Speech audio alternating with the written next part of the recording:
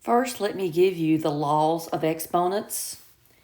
If you are multiplying like bases, what you do is you keep the common base and you add your exponents. Number 2, if you have a power to a power, you multiply the two numbers together. If you are dividing like bases, you keep the common base, take the exponent in the numerator minus the exponent in the denominator. And that may give you either a positive number or negative number in the exponent. By definition, anything to the 0 power is always 1. X to the 0 is 1.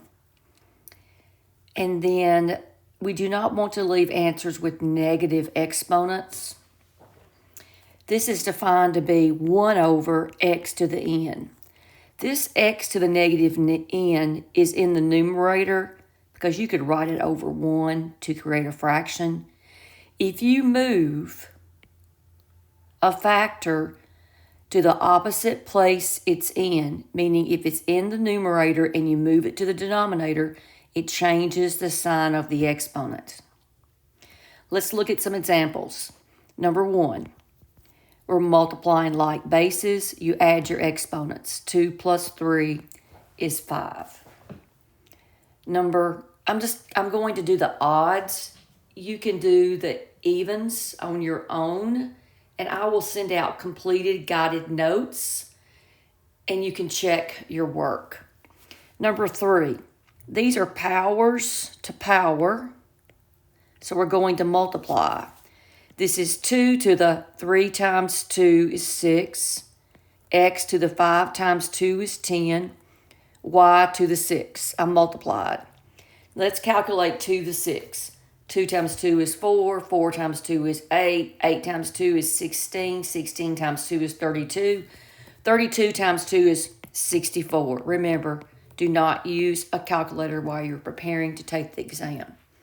Number 5, we've talked about problems like this. This means negative 4 times negative 4, that's positive 16. Number 7, you've got a negative exponent. I'm going to move this 4 to the negative 1 to the bottom, to the denominator, and that's going to make it 4 to the first, or 1 over 4. Keep your common base, which is 10, and subtract your exponents, and that gives you 10 to the 4th. That's 10 times 10 times 10 times 10. That's 100 times a 10 times a 10. So that's going to be, just add your zeros, 10,000. So number 9.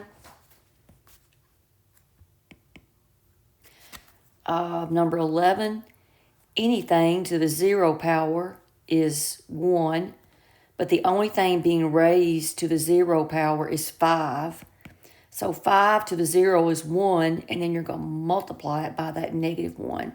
So that's going to give you a negative 1.